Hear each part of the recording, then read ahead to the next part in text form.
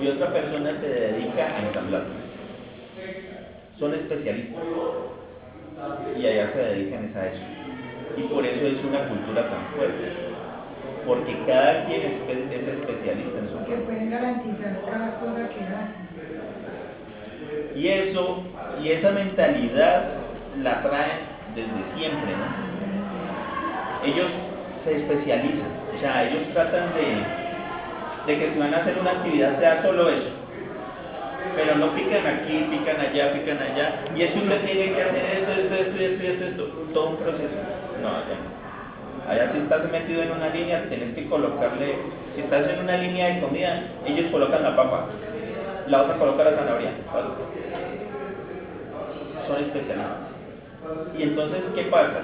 Cuando tú eres especialista, sabes y aprendes a conocer tanto tu trabajo de que no necesitas, o sea, mucha gente para realizar una sola actividad, sino que una sola persona es capaz, después de volverse especialista, de cargarse mucho más trabajo, porque se vuelve más ágil, es más rápida, entonces genera mucho más confianza también, porque, o sea, aprende también su trabajo, no hay necesidad de contratar más gente. Pero eso es una mentalidad de que en Japón funciona muy bien, porque allá hay muchas oportunidades de trabajo en ese tiempo. Ahora está muy mal. Pero eso me quedó como funcionando en mi cabeza. Cuando estaba en Japón, una persona en Palmira me escribió y me dijo de que iba a vender la ferretería porque tenía un viaje pendiente. Y yo le dije que cuánto estaba pidiendo por la ferretería. Entonces me dijo, no, o sea, yo te la vendo barata, yo te conozco, yo sé quién eres, bla, bla, bla, bla, bla. En fin, yo le dije, listo, o sea, yo viajo finalizando el año, estábamos como en octubre, y yo le dije, yo viajo finalizando el año y concretamos todo. Entonces fue así que ya, o sea, no era tanto ya la parte de mi trabajo como tal, sino que me encargué ya a comprar como sí la ferretería. Y adicional a eso, pues, o sea, era la ferretería más la ferretería. Entonces, yo compré la ferretería, o sea, viajé de Japón, compré la ferretería y tuve que nuevamente ir, pero entonces dejé encargados a unas personas para que me hicieran el control de la ferretería. El grave error. Algo que decía Angélica en estos días es que, ¿cómo es? Que el buey engorda al ojo del amo. El ojo del amo engorda al amo. El ojo del amo engorda. Y eso es totalmente cierto. Si tú no estás al frente del negocio, o sea, no, créanlo que no van a tener las mejores razones del negocio. Manejar un negocio en control remoto es muy difícil.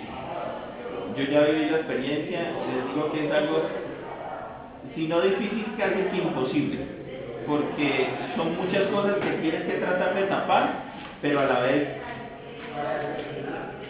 otras muchas que se destapan. Entonces, realmente nunca tienes un control total de lo que está pasando. De pronto, allí se fundamentó la parte de mi fracaso, o parte de lo que sucedió dentro de la finalización de mi negocio. Cuando yo me di cuenta de todo esto, o sea, transcurrió un año y yo mandaba mensualmente 5 o 6 millones de pesos, y los 5 o 6 millones de pesos se iban, porque yo en Japón ganaba muy bien. Pero entonces tomé la determinación, otra grave determinación, fue de venir. Cuando me vine de Japón, porque, o sea, yo quería salvar la ferretería, era un negocio que yo lo tenía visualizado a futuro. era algo que de pronto era la culminación de pronto de todo ese esfuerzo que yo había realizado durante un tiempo y que yo no había visto de pronto la recompensa. Entonces dije, me voy, yo tengo que salvar el negocio, yo tengo que sacarlo adelante. Y yo sé que con mis capacidades, otro error que cometí, yo lo puedo hacer. Cuando llegué aquí a Colombia, llegué con un capital casi de 20 millones de pesos. Yo ya había invertido en la ferretería como tal 40 millones de pesos. Y comencé a hacer muchas cosas que quería implementar. Y como le comentaba al profesor el día de ayer, fue algo que ahorita que lo pienso y que lo analizo y que me estoy leyendo ese libro, yo digo que yo era un técnico muy bueno, pero lastimosamente no tenía ni el espíritu emprendedor ni tampoco de directivo. Y eso fue como el otro debacle que se vino en el medio de toda esa ola, ¿no? Y eso fue, o sea, para mí un punto muy difícil, porque a pesar de que yo era yo era muy bueno en eso que hacía, no pude hacer nada por mi negocio.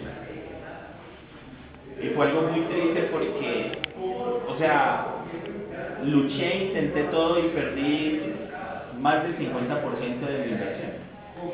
Perdí casi 35 millones de pesos. Llegó el momento en que me senté en la mesa del comedor, ya después de 6 meses de haber llegado acá, y me senté a llorar y a pensar y a decir, por puta, ¿qué hice? ¿Por qué? O sea, ¿por qué tomé estas decisiones? ¿Por qué hice todo esto que hice? Pero realmente yo no tampoco tenía como las respuestas a las preguntas que yo me estaba haciendo, porque realmente yo no soy empresario, o yo no era empresario, yo no tenía la mentalidad de empresario, yo no tenía la mentalidad de un administrador, yo no sabía muchas cosas que de pronto en ese momento yo las necesité, y que en ese momento no las tuve.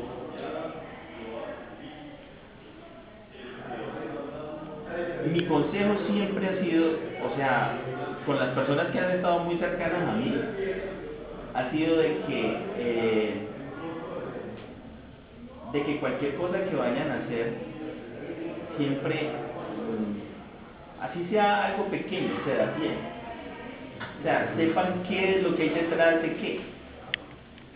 Hay muchas cosas que de pronto nosotros ignoramos, que son detalles pequeños que hay detrás de un negocio y que de pronto te pueden disparar tu negocio y pueden de pronto generar muchísimas cosas y dinamizar mucho más tu negocio, y son cosas pequeñas,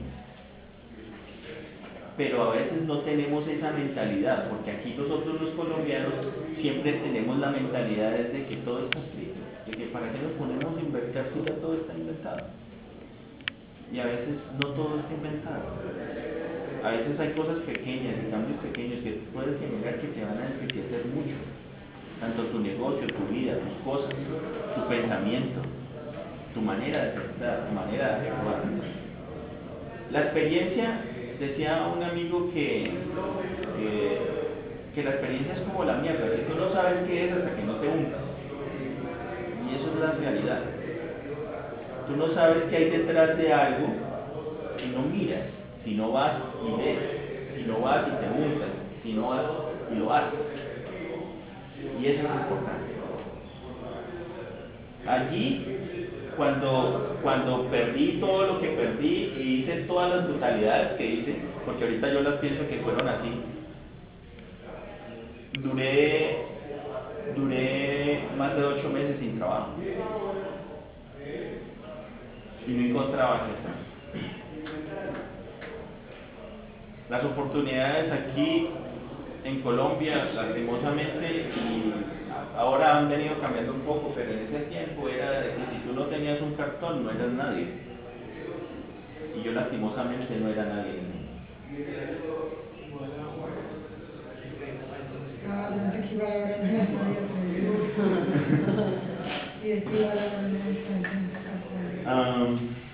Eso dentro de lo que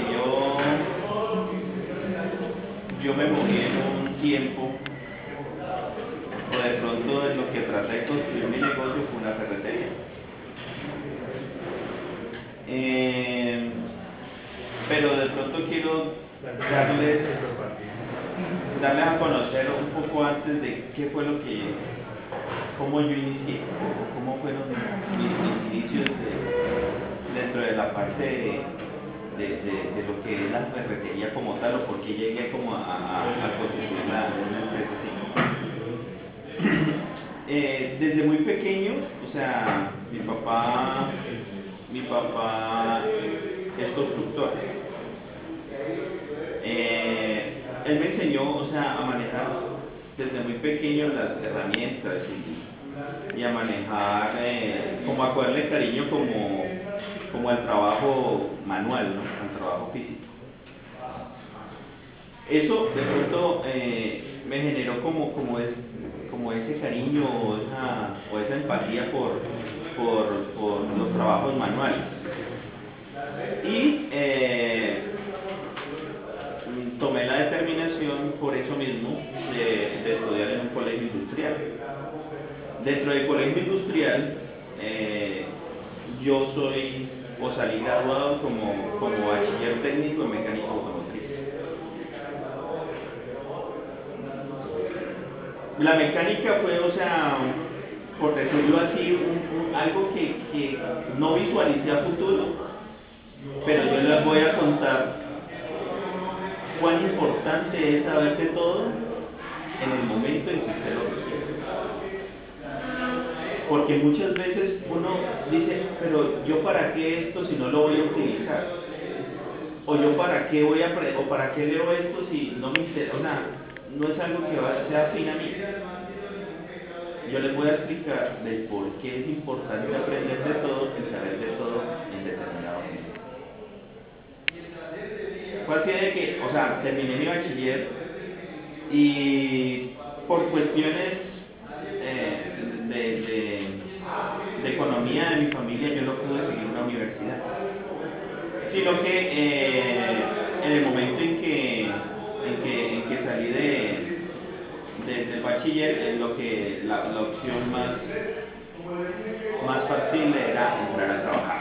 ¿En qué? No sabía, porque uno cuando sale del bachiller está desubicado totalmente, y en los tiempos en que yo salí de bachiller, o sea, eso no era, o sea, no había cursos, no había nada que le dijeran, vea, ¿usted qué quiere hacer o usted para qué tiene las capacidades para hacerlo? O sea, eso no lo había, y no había la posibilidad de pronto de que alguien le indicara a uno todo eso. Entonces fue así de que conocí a un amigo de mi papá, y él tenía una ferretería. Entonces él me dijo, pues si quiere, pues yo le puedo enseñar todo lo de la ferretería como tal, cómo se maneja, y adicional a eso me enseñó cerrajería, o sea, abrir chapas, abrir cajas fuertes, o sea, candados, todo eso, manejar ganzúas. Y, o sea, el transcurso de ese aprendizaje fue más o menos alrededor de unos 2 años. Es muy extenso porque, o sea, la gama de chapas es muy amplia y el manejo es muy dispendioso. Entonces, la verdad, o sea, como me gusta el trabajo manual, o sea, lo hago bien y me dediqué a eso precisamente. O sea, a especializarme en eso, en ser muy bueno en eso. Siempre algo que me enseñó mi papá era de que cuando uno hace las cosas, las hace bien o no las hace.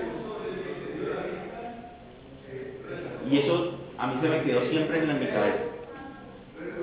Si usted va a barrer, hágalo bien o no lo haga. Eso es lo importante. Y eso siempre, eso fue una filosofía dentro de mi familia. Y eso ha sido una filosofía para nosotros. Si lo va a hacer, hágalo bien o no lo haga.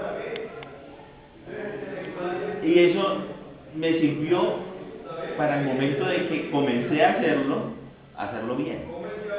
Y fui una persona, por ejemplo en Palmira, en ese tiempo ya